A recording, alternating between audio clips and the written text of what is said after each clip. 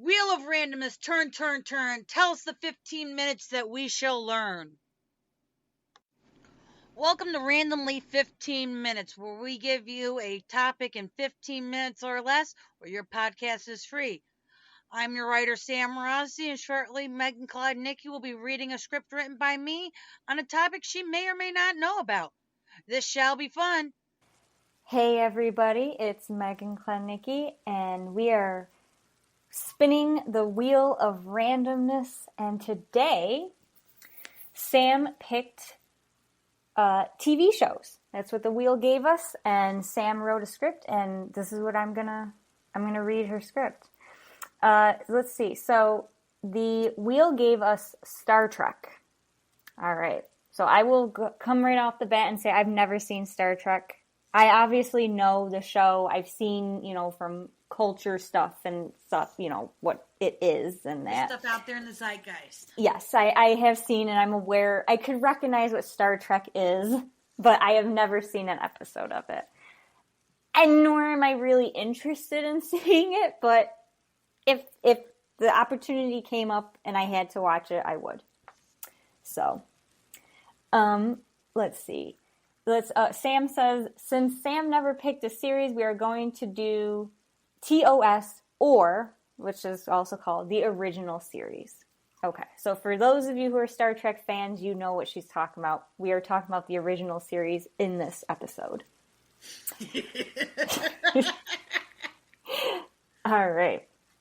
Space, the final frontier. These are the voyages of the Starship Enterprise.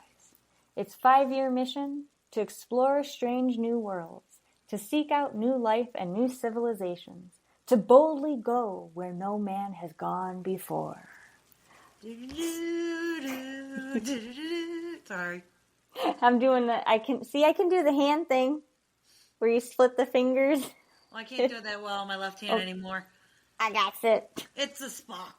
The lobster prosper. Star Trek is an American science fiction television series created by Gene Roddenberry that follows the adventures of the starship USS Enterprise, NCC-1701, and its crew. Norway Productions and Desilu Productions produced this series from September 1966 to December 1967. Paramount Television produced the show from January 1968 to June 1969. Star Trek aired on NBC from September 8, 1966 to June 3, 1969. On March 11, 1964, Gene Roddenberry, a longtime fan of science fiction, drafted a short treatment for a science fiction television series that he called Star Trek. This was to be set on board a large starship, SS Yorktown, in the 23rd century, bearing a crew dedicated to exploring the Milky Way galaxy. Roddenberry had extensive experience in writing for series about the Old West that had been popular television fare in the 1950s and 1960s. Armed with this background, he characterized the new show in his first draft as Wagon Train to the Stars. In April 1964, Roddenberry presented the Star Trek draft to Desilu Productions, a leading independent television production company. He met with Herbert F. Solow, Desilu's director of production. Solow saw promise in the idea and signed a 3-year program development contract with Roddenberry. Lucille Ball, head of Desilu, was not familiar with the nature of the project, but she was instrumental in getting the pilot produced. In May 1964, Solow, who had previously worked at NBC, met with Grant Tinker, then head of the network's West Coast programming department. Tinker commissioned the first pilot, which became The Cage. NBC turned down the resulting pilot, stating that it was too cerebral. NBC made the unusual decision to pay for a second pilot, using the script called Where No Man Has Gone Before. Only the character of Spock, played by Leonard Nimoy, was retained from the first pilot, and only 2 cast members, Majel Barrett. Majel, yeah. Majel Barrett. She does a computer voice in many of the shows that followed. She's also married to Roddenberry. And Nimoy, who carried forward into the series. The show is set in the Milky Way galaxy circa 2022-66 to 2022-69. The ship and crew are led by Captain James T. Kirk, William Shatner, First Officer and Science Officer Spock, Leonard Nimoy, and Chief Medical Officer Leonard H. Bones McCoy, DeForest Kelley. The second pilot introduced most of the other main characters: Captain Kirk, William Shatner, Chief Engineer Lieutenant Commander Scott, James Doohan, and Lieutenant Sulu, George Takei, who served as a physicist on the ship in the second pilot, but subsequently became a helmsman throughout the rest of the series. Also joining the ship's permanent crew during the first season were the communications officer, Lieutenant Noyoda Uhara. Uhara. Okay, Uhara. Thank you. I can't tell you her first name, but I can tell you the last name. Played by Nichelle Nichols, the first African-American woman to hold such an important role in an American television series, and Christine Chappell, Majel Barrett, the ship's nurse and assistant to McCoy. Walter Koenig joined the cast as Ensign Pavel Chekhov in the series' second season. In February 1966, before the first episode was aired, Star Trek was nearly canceled by Desilu Productions.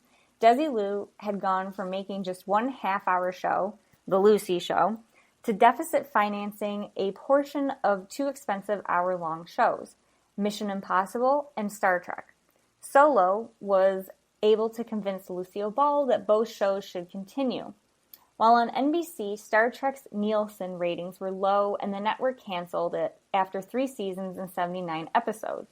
In the United Kingdom, this series was not broadcast until July 12, 1969, coinciding with the Apollo 11 mission to land the first humans on the moon.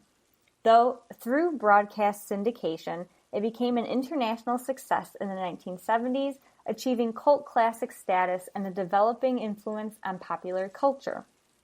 Star Trek is universally acknowledged as the most successful franchise in television history and one of the most successful in all of Hollywood history. As of 2023, Star Trek 1966 has been followed by 13 theatrically released motion pictures, 11 TV, cable, and streaming sequels and spin-offs, 4 theme park attractions and exhibits, more than 70 board, pinball, card, and other games, and literally hundreds of novelizations, adaptations, reference, and other books. Since 2000, it has been listed in the Guinness Book of Records as having the largest number of spin-off productions. Wow. And I did know that about Lucille Ball, where she, they franchised it, from what I understand. They put up the money. They produced it. Okay, they produced it. They put up the money to be able to get it aired. Mm-hmm. And he said, sure, we're going to buy some of them. But putting up the money was Desilu. Desilu, yeah. And it's funny because when I was reading Desilu, it didn't even come to mind until officially you were like, Lucille. I'm like, duh. Okay. I didn't realize that was her production name. I should have known, but didn't. It didn't come to mind. But yeah, I did know that about her with it.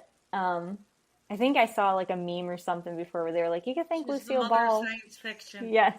Or the godmother of science fiction, something like that, yeah.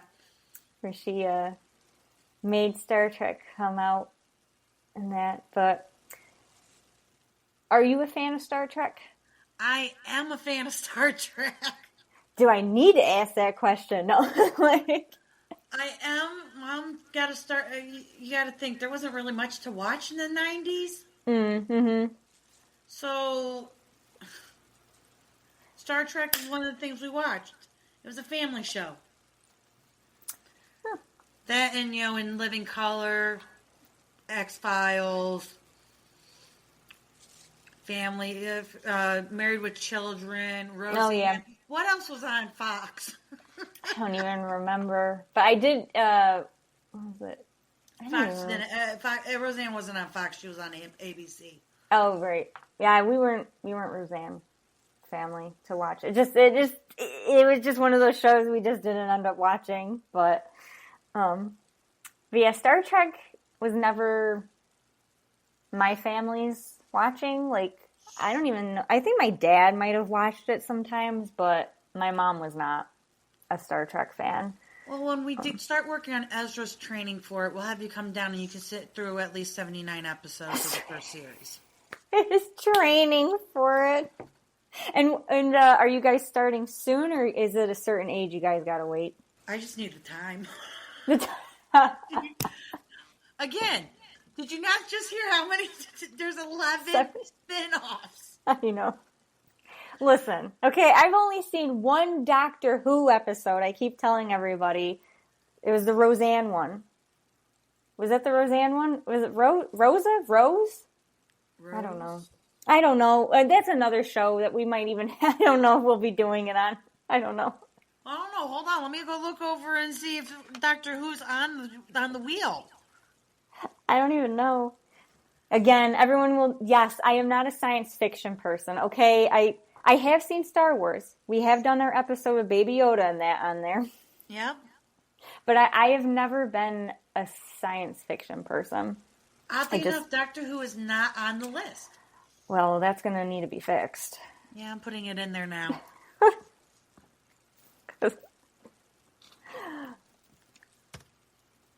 But, yes, again, as everyone would know by now, I'm not a science fiction person. Again, it's not to where I just refuse. It's not an interest of mine. It's not something I would pick first to watch. It's not something that's interested you enough to learn about. Right. But with the if first Ezra has series, his training, you don't get that much stuff. The first series didn't really have a plot. Each episode is individually an episode. Oh, okay. So it's not like where it follows. I guess it does follow. Okay. But it's you can watch any one of the episodes and not. Gotcha. It's not we have to watch in order to understand. No. Gotcha. No. When you get to. Then when you get into Next Generation, which is what I grew up on, or Deep Space Nine, then it's much more, you want to watch seasons together. Okay. Because, yes, some episodes are just a filler episode, but then you got the episodes that, hop around to get to the final part of the season. Gotcha. Yeah. So it's kind of like a mini anthology. Yeah. With the first, okay. Where it's like, kind of the same, but not really, where you don't have to watch it and that. Okay. All right. I think I could handle that then. One of the other first for Star Trek. You mentioned Star Wars earlier. Star Wars, Star Trek, same thing. Just kidding. First interracial kiss. I think I saw that. Between William Shatner and Nichelle Nichols. Okay. Interesting. And speaking of Halloween time, is that the William Shatner mask from Halloween and yes, all that stuff to tie it all in? It is flipped. It's flipped inside out. Ah, okay. Interesting. I think it was flipped inside out. If not, they just spray painted it white. Yeah, I think it was something where it was just like an old mask or something, but it really was. It was a William Shatner. It was a William Shatner mask. Yeah, that's so funny. But no, I mean, I don't got notes for it, but that's why I like this show that we do, because I learn a little bit, and then I can start appreciating it. Where I'm like, oh, okay, that's where these things come from. So. And then we go on to the Enterprise A, D, B, C, D. Listen, lady. I just read about the first one here, okay? No, there's the Scotty. Okay. Okay.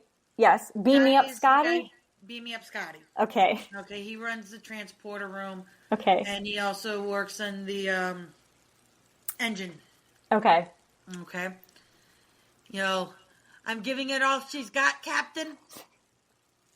Huh? I don't think I've heard that line before. Oh. Maybe I have. Maybe if I saw it, I would be like, oh, okay. So, anyways, there's an episode in The Next Generation where they're learning about holodecks. Okay. We have holographic programming, and you go and you basically interact with it. So they have a holodeck, and Scotty goes to, I wanted to see the bridge of the Enterprise. Mm-hmm. So it opens up, it's the bridge of the current Enterprise. He goes, no, I want NCC 1171, no bloody A, no bloody B, no bloody C. That was this one. And we did spell it out in this, so. Yep. I need to do that. But yeah, no, my favorite happens to be Voyager. Gotcha. What year is that? Early 2000s. Okay. So that's two more Star Trek shows. Okay. And we might throw the movies in there too, because those. I was gonna say I knew there were movies of them. Well, yeah, you mentioned it that there were movies. Every movie if there's a movie, yes, and then you have a show that is actually incorporated into the show. So, like First Contact, takes place, I think, after the show. Okay. Where they bring mentions of it to the show and everything like that, and it's brought up again in later series. Interesting. Okay. First Contact is the reason why I know all the words to Magic Carpet Ride by Steppenwolf. I don't even know what that is, but it's a song. And one day I'll make you watch the movie. Oh dear, guys! No, just kidding. Maybe that will be our thing. We do a Patreon and just educate each other. We could do that, but that's a different story. That's a different story. It's all right. I'm Sam Rossi. And I'm Megan Klodnicki. Later, y'all. Later.